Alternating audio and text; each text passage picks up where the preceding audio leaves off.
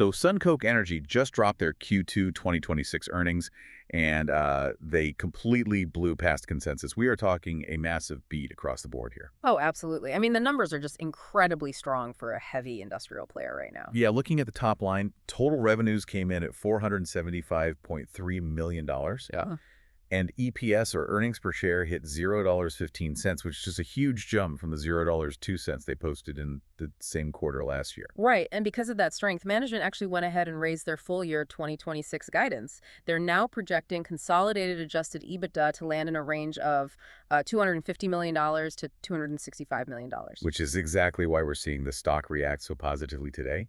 The market is clearly loving this report. I mean, they even maintain their dividend, a reliable dual 12 cents per share, making it their 28th consecutive quarterly payout. Yeah, 28 straight quarters. That kind of consistency is exactly what retail investors look for in this space. Exactly. So, welcome to today's deep dive.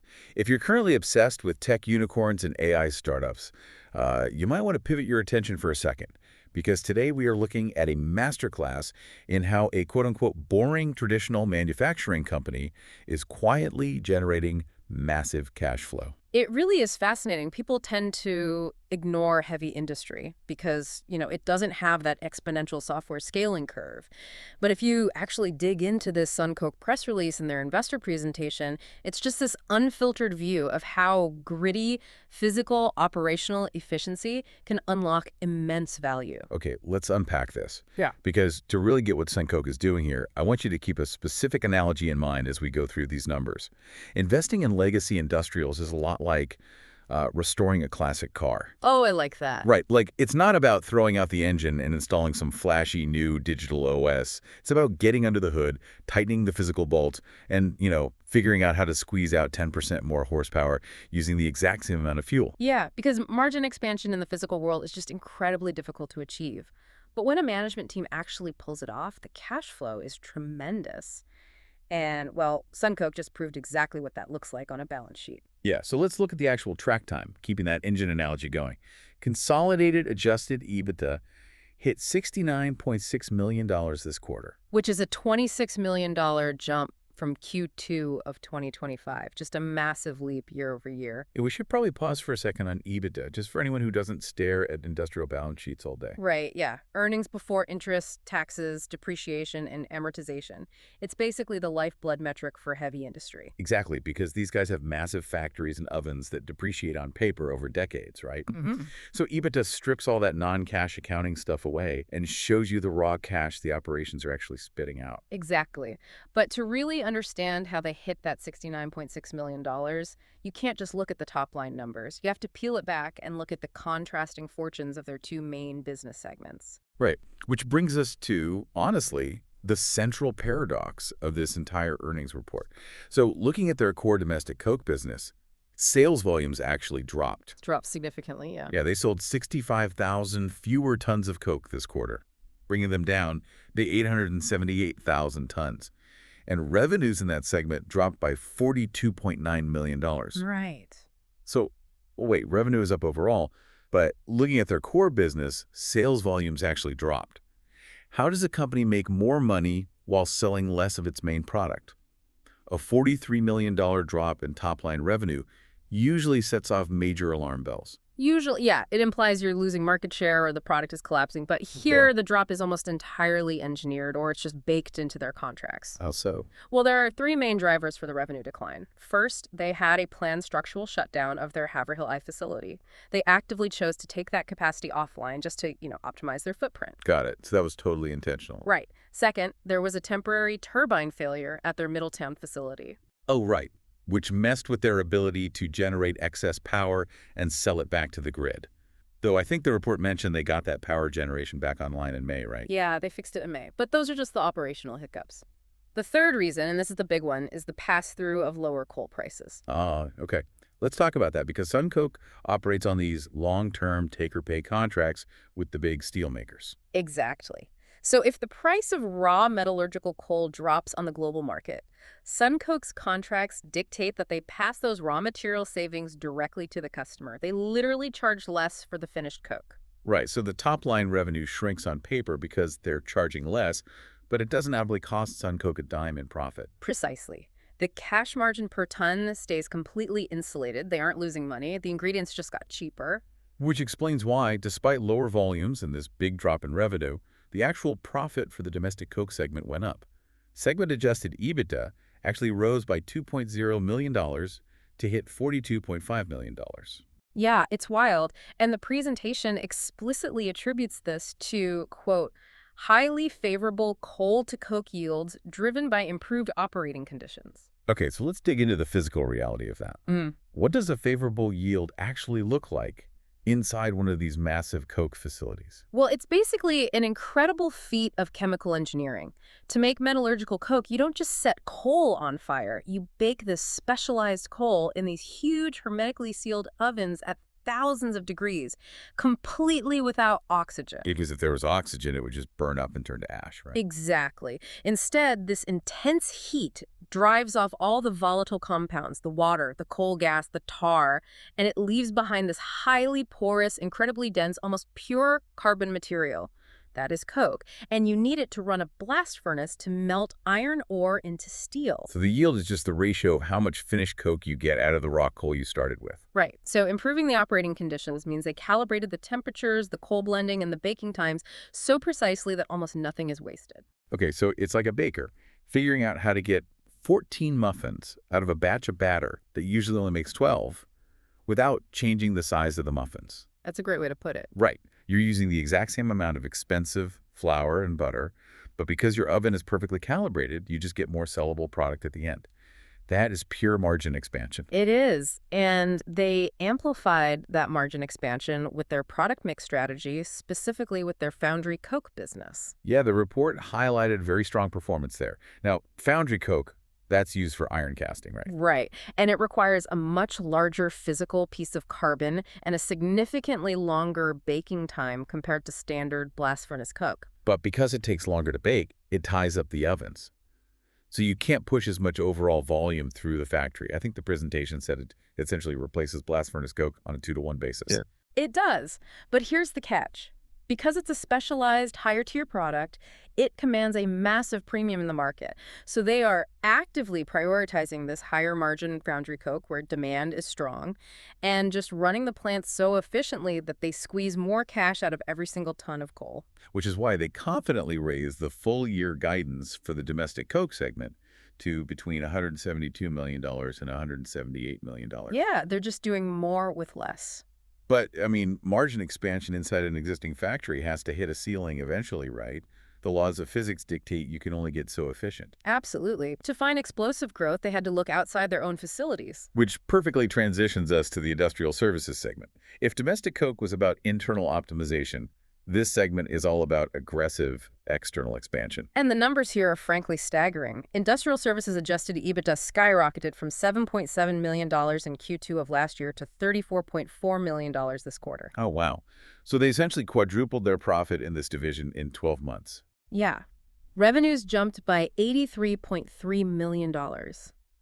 What's fascinating here is how a single calculated acquisition can just completely rewrite a company's financial DNA. Right, the strategic acquisition of Phoenix Global. Exactly. They didn't just buy a competitor to get bigger, they bought a massive new capability. The earnings report calls this new revenue stream steel customer volumes serviced, and it instantly contributed 5.76 million tons to the quarter. Let's actually talk about what volume serviced means on the ground, because this includes slag handling, metal recovery, and scrap preparation.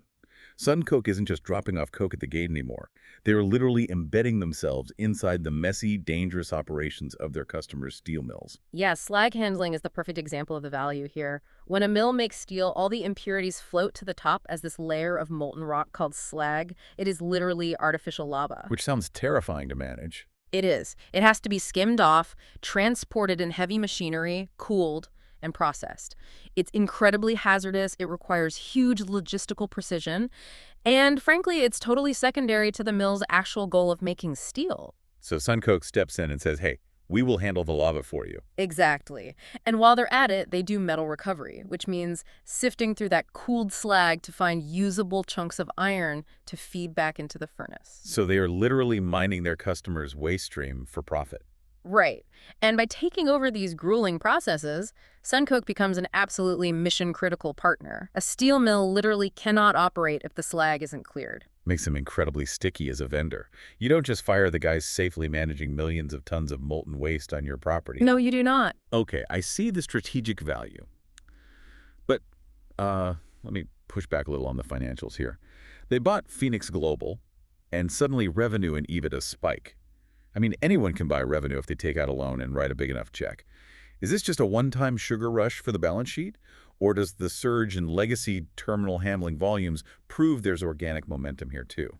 That is the exact right question to ask when looking at an acquisition. If you strip away the Phoenix numbers, does the core logistics business still hold up? And the data here says yes, emphatically. Okay, how so? Well, look at their legacy terminals, massive facilities like the Convent Marine Terminal and Kanawha River terminals. These saw handling volumes grow purely organically. These are the places where they do the transloading, right? Moving coal or aggregates from river barges onto ocean vessels or rail cars. Precisely. And those organic volumes rose from 4.7 million tons last year to 6.6 million tons this quarter. Wow, so that's nearly a 2 million ton increase just in their existing logistics network, completely separate from the acquisition. Right. The organic business is thriving. So when you layer that massive organic growth underneath the immediate revenue injection from Phoenix, it fundamentally shifts the shape of the company. Which is why they increased full-year guidance for this segment to between $110 million and $115 million. Exactly. If we connect this to the bigger picture, industrial services used to be this helpful little side business for SunCoke to smooth out the commodity cycles. Yeah. But now it has been elevated to a massive central pillar of their enterprise. It totally diversifies their income away from just operating coke batteries. Exactly. But of course, growth takes capital. Embedding yourself in steel mills and running massive river terminals requires heavy machinery. So to really gauge the health of this business, we need to pivot from the income statement over to the balance sheet and cash flows. Because in heavy industry, cash is reality. You can adjust EBITDA all day, but cash in the bank and manageable debt are what keep you alive during a downturn. Yeah, so looking at liquidity, they ended Q2 with roughly $207 million available. Total debt stands at $660.5 million, which puts their net leverage ratio at 2.55x. And for an investor who usually looks at asset-light software companies, seeing over $500 million in debt and a 2.55x leverage ratio might seem a bit alarming. Right. But context is everything. In capital-intensive industries, this is a completely standard, healthy structure. You use debt to finance colossal physical assets over a 30-year lifespan, as long as those assets generate reliable cash. Yeah, it's the difference between racking up credit card debt to buy, like, a new TV versus taking out a mortgage to buy an apartment building that immediately gives you rental income. The debt is backed by cash-flowing physical assets. Exactly. And their cash generation is incredibly strong. They actually increased their free cash flow guidance to a range of $150 million to $160 million for the year. Which easily supports their capital priorities, like paying down that debt and funding that $1.12 dividend. Right. A robust free cash flow projection of over $150 million makes a $660 million debt load very manageable. However, and we absolutely have to address this, there is a very interesting quirk in this quarter's cash flow statement. Oh, the timing quirk, yeah. If you look at their operating cash flow for the quarter, it shows a negative $27.2 million. Right, which at first glance is terrifying.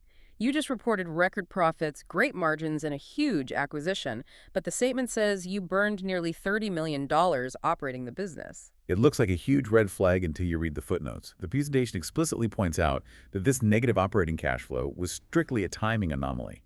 About $65 million in cash receipts were delayed right at the end of the quarter, and they received the money in early July. Literally days after the Q2 books officially closed. Yeah, it's like getting your massive end-of-the-month paycheck on the first of the following month. On paper, on the 30th, you look flat broke, but in reality, you are flush with cash. That's a perfect analogy. And because of that, management is projecting total operating cash flow for the full year to be a very healthy $240 million to $260 million. When you adjust for that $65 million slipping into July, the underlying cash generation totally matches the strength of the income statement. Okay, so we've walked through the headline beats, the operational paradox of the domestic coke segment where they made more by selling less, the massive expansion of industrial services, and the reality of their balance sheet. So what does this all mean? Let's bring it all together. I think the main takeaway is that SunCoke Energy is expertly navigating a dual transition here. On one side, they are relentlessly optimizing their legacy operations, turning factory shutdowns and dropping prices into efficiency wins by maximizing yields. And on the other side, they aggressively scaled their logistics arm with the Phoenix acquisition, turning it into a deeply integrated mission-critical service model. And they're doing all of this while maintaining the cash flow to service debt and pay a solid dividend. It completely shatters the narrative that heavy industry is stagnant. It really does. Which leaves me with a broader concept for you to mull over as we wrap up. Consider the massive trend of industrial optimization happening globally right now. If a traditional company like SunCoke can unlock this much hidden value through yield optimization and a smart acquisition, how many other boring legacy companies are sitting out there as untapped gold mines, just waiting for the right management tweaks to unleash their cash flow? It's a great question. There's a lot of hidden value in the physical world. There really is. All right, that is all for today's deep dive. Make sure to follow the show for daily earnings coverage and deep dives into the companies moving the markets. We will catch you on the next one.